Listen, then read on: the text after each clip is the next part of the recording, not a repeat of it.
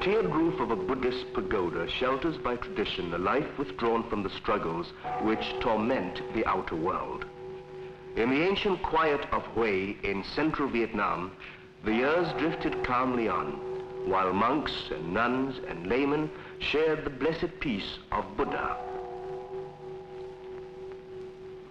Then one day in the full moon of the fourth month, or in May of 1963, on what was celebrated as a holy day, the peace was torn apart, and there were many months and much sorrow before it was mended again. The Buddhists of Hue sought only what they saw as their right, to fly their flags, to convene without hindrance, to broadcast their beliefs. In a time already full of tension, control became pressure, and pressure became brutality. And when that day ended, 10 out of that crowd of Buddhists were dead. Confusion and charges and countercharges surrounded the tragedy, and the smell of terror was stronger than the smell of incense in every Buddhist home.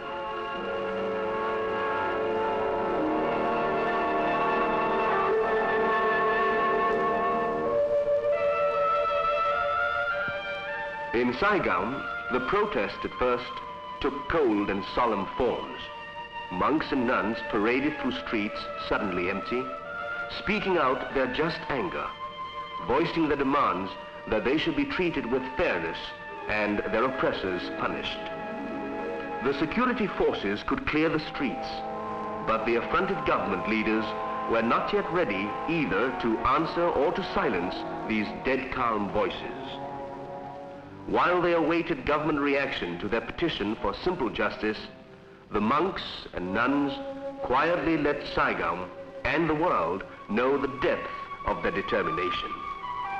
Down from Hue came the Supreme Patriarch, Venerable Thich Ting Kiat, to take a hand in the swelling conflict, to counsel his children who had come so far from the peace of their pagodas. The demonstrations went on.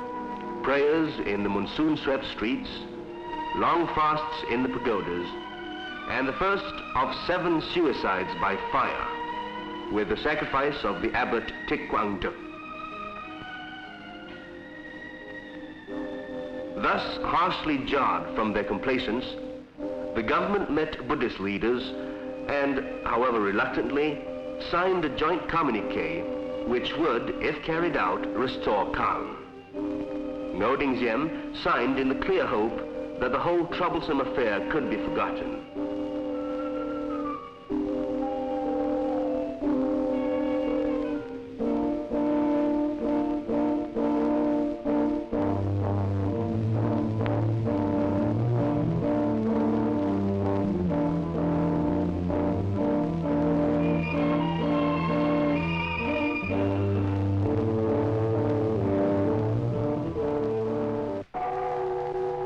But the leaders, and for that matter the Buddhists themselves, had reckoned without another factor. The coffin which contained the charred body of the aged monk became a focus of deep emotion. Pilgrims came to pray and weep beside it, despite attempts by security police to discourage them.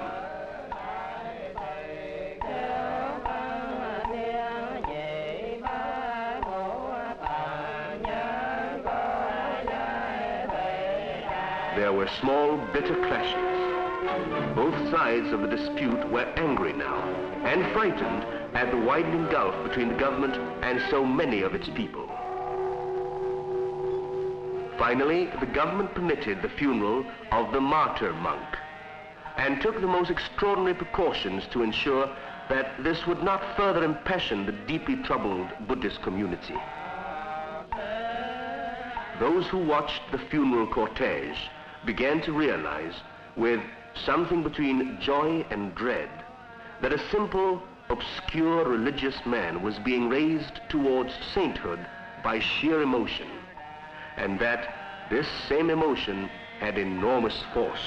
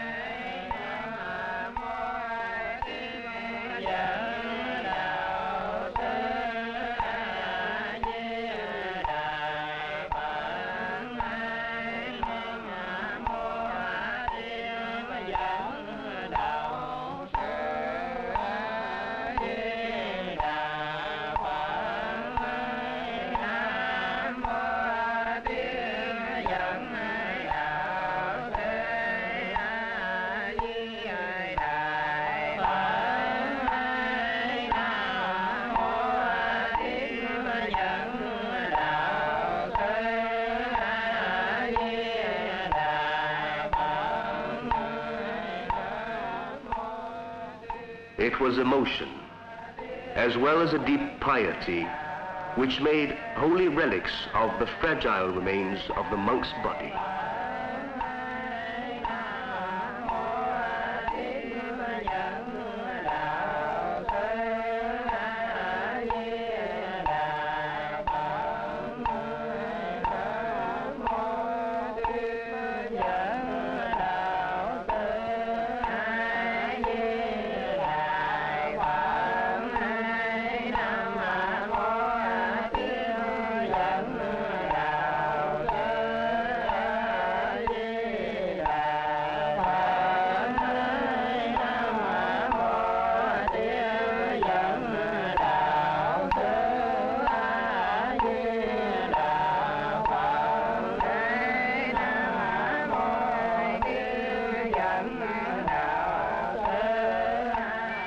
And yet, what he had hoped to gain by his sacrifice did not come to pass. The government had signed the joint communique, but had balked at carrying out its provisions. The government claimed to have found evidence that the Buddhist affair was, at heart, a communist plot, and the monks and nuns began to find themselves branded not only as troublemakers, but as enemies. With a bitter shooting war against communism never more than a few miles away from Saigon, this meant that monks and nuns walked abroad in mortal danger, and that arrests and disappearances became the order of the day. They learned to be guileful, so that their voices would not be stilled, and again they raised their banners and returned to their pagodas to pray for strength to go on.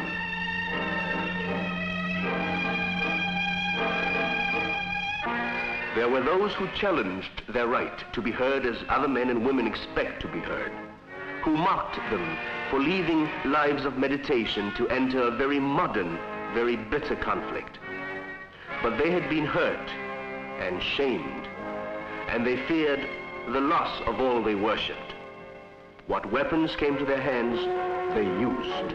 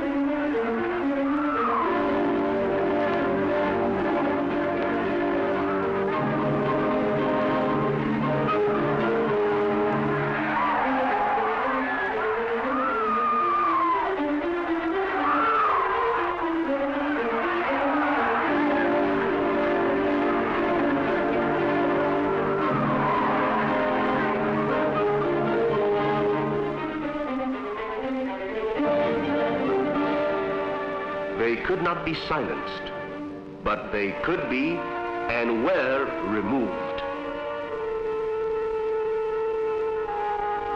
To the internment camps, the press followed.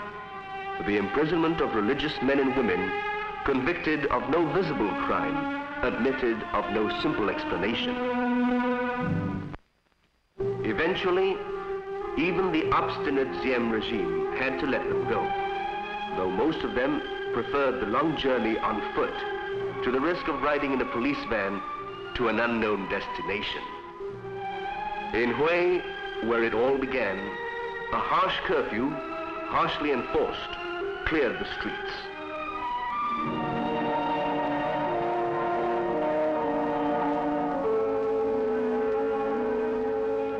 In Saigon, the arrogance and abusiveness of public figures who feared that the Buddhists might, in the end, win through, brought a wave of public sympathy so broad and profound that it sometimes seemed the whole city prayed for a return to sanity and tolerance and charity among men.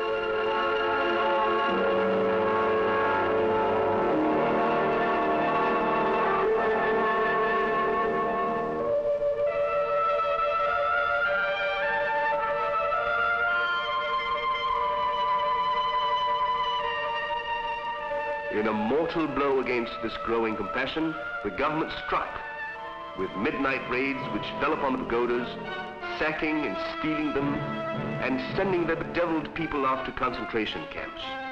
The aged patriarch, who had only hoped to help his followers, lay in Konghua military hospital, and nun Ziaowei, who had threatened to burn herself, was closely watched.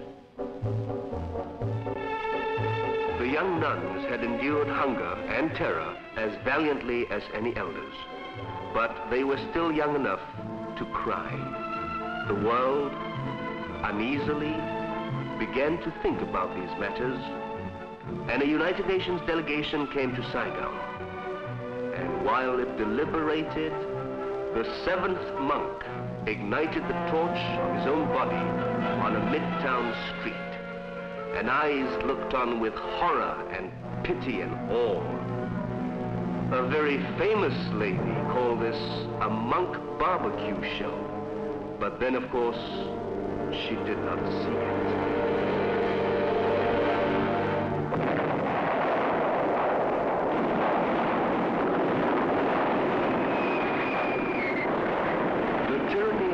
Dynasty ended, as it was bound to end, as any tyranny in Vietnam must one day end. Relief welled up from the streets like joyous music, and the people of the city, not alone the Buddhists, greeted a clear morning after a night which had lasted many months. At Salai Pagoda, which had stood as a fortress in the long fight, worshippers came again in gratitude and happiness that the simple, quiet faith had proved indestructible after all.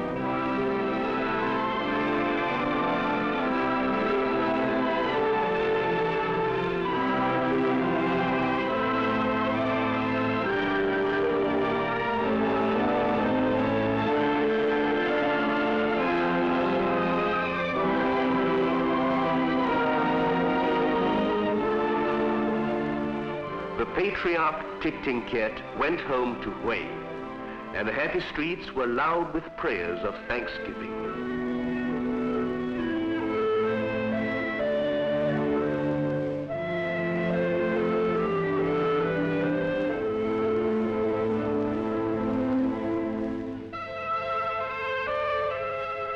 All over South Vietnam, ceremonies and services were organized to mark not the return of an old life, but the beginning of a new one. For the Buddhists pledged together not only their loyalty to their leaders, in religion and in government, but to the principles of freedom, which say that discrimination and persecution must not happen again in free Vietnam.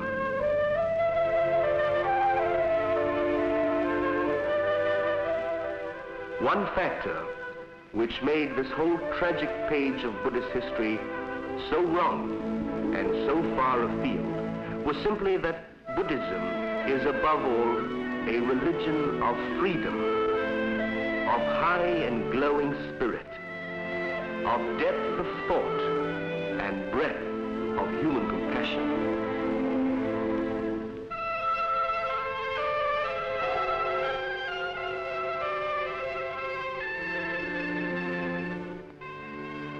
The Prime Minister and the Chief of State laid the cornerstone of what would be a Buddhist center with a strong role in the future of the community.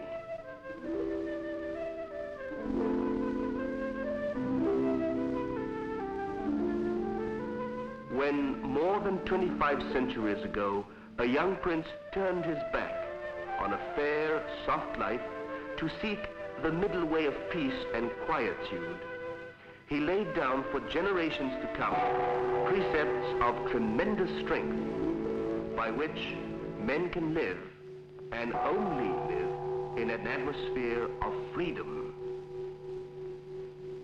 One man is as one other man in the dignity of his own soul and the sanctity of his own right to choose his path.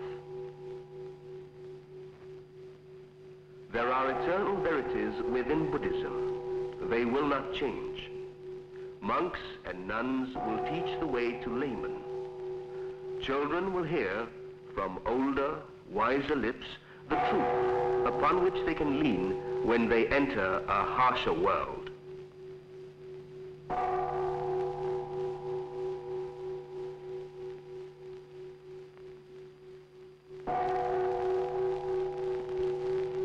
Away from that world, and yet central to it, the holy men and women of Buddhism will pray and meditate that their own renewed strength may one day emerge in more meaningful life.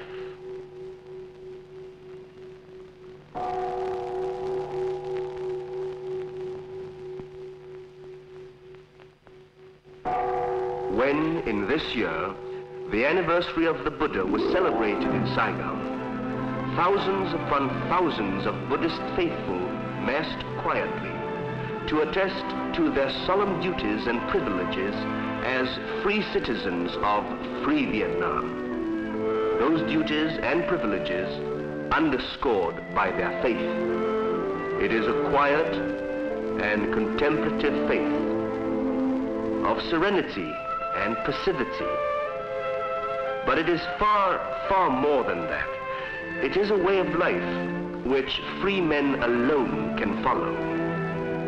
To protect the rights and duties of which they are inheritors, they will fight, while they walk the path of peace only in their inner hearts. They will fight for the protection of their temples and their homes, and beyond them, their land. They will pray for justice and the mercy of heaven, but they will fight so that one day they may live with their brothers in the whole of their land in liberty.